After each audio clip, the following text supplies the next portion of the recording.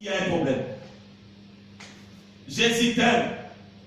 C'est pour cela, bien-aimé, il est ton Dieu. C'est pour cela, bien-aimé, il veut marcher avec toi. C'est pour cela, bien-aimé, il nous a parlé des choses dans lesquelles nous essayons d'avancer et la lire pendant ces moments. Il est Dieu qui punit. Il nous a dit des livres de Deutéronome. Quand je ne respecte pas, quand tu ne respectes pas. Il a dit, il est celui qui maudit dans la ville à laquelle toi et moi nous sommes. Il est Dieu qui maudit. Ton départ et ton arrivée. Tu es sorti le matin pour aller chercher le boulot, tu n'as pas trouvé. Et tu es rentré. Tu es sorti le bon matin pour, dans un rendez-vous. Mais la personne à laquelle il ne veut pas t'accueillir ou soit respecter ou soit il ne veut pas répondre, il a fermé son téléphone. Ça commence bien et ça finira mal.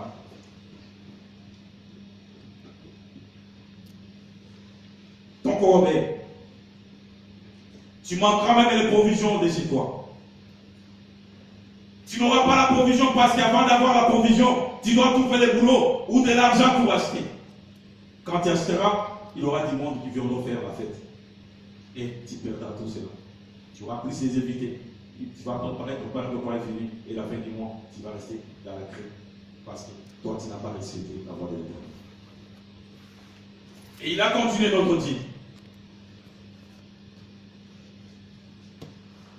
Il peut même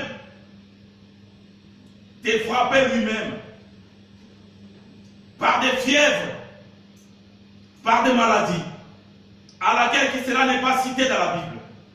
Si tu ne veux pas respecter et rendre glorieux son nom. Son nom est si glorieux sur la terre, sous la terre. Au-dessus de tout, il nous a donné seulement un seul nom. Si tu ne sais pas rendre ce nom glorieux, si tu ne sais pas respecter Jésus, si tu ne sais pas marcher, honorer Jésus, bien-aimé, il va te donner la maladie. C'est pour cela aujourd'hui il y a la maladie dans nos familles, dans nos maisons. Nous cherchons. Peut-être nous disons c'est des sorciers. Peut-être c'est non. Peut-être c'est qui ou ceci, cela. Cherchez la face de l'Éternel parce qu'il est le médecin. Si lui-même il a puni, lui-même il est capable d'écouter ou d'enlever. C'est la Bible. C'est pour cela qu'il nous a dit, bien-aimé, on ne peut pas seulement rester dans la malédiction. Il est Dieu qui t'a aimé. Il est Dieu qui bénit. Il est Dieu qui ôte toutes les sanctions faites ou soit infligées dans la vie d'une personne. C'est pour cela, bien-aimé, nous allons lire encore un peu dans les livres, toujours de Chroniques, des Chroniques, chapitre 7, verset 14. Dans les 2 Chroniques, chapitre 7, verset 14. Là maintenant, Dieu, il t'a écouté, il m'a écouté durant tous les moments que moi et toi, nous lui avons supplié.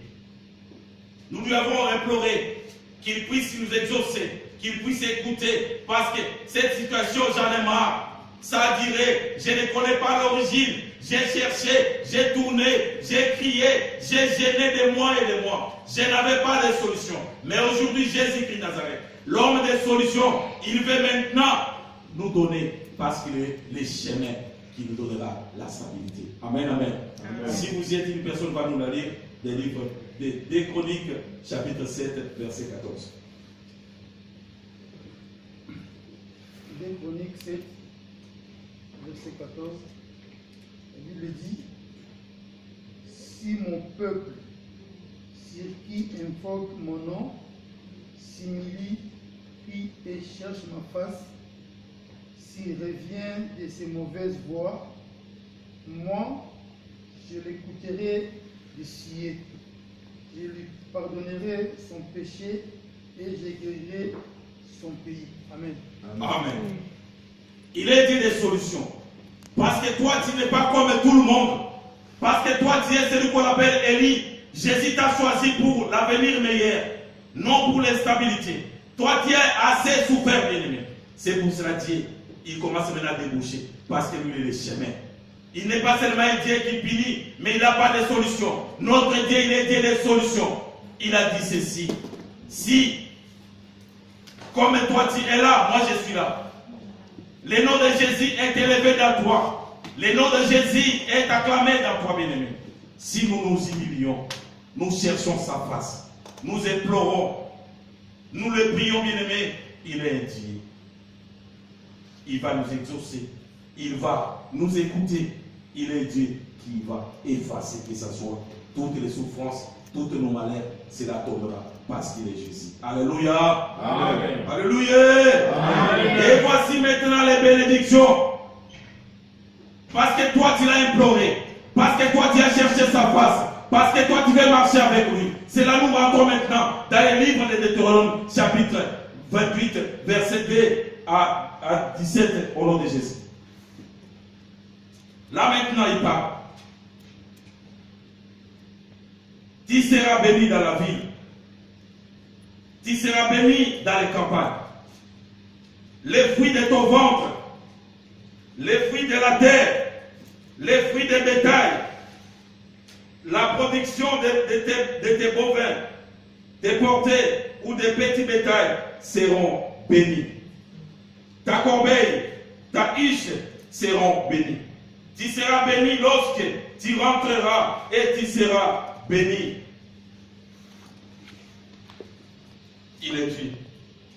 Le Seigneur, il a dit dans les versets 8, le Seigneur ordonnera que la bénédiction soit avec toi dans les granges, dans toutes les entrées prises, dans les entreprises, et il te bénira le pays que le Seigneur, ton Dieu, te la donne comme possession. Amen, amen. Amen. Que Jésus-Christ bénisse sa parole. Que Jésus-Christ vous bénisse. Amen, amen. Amen.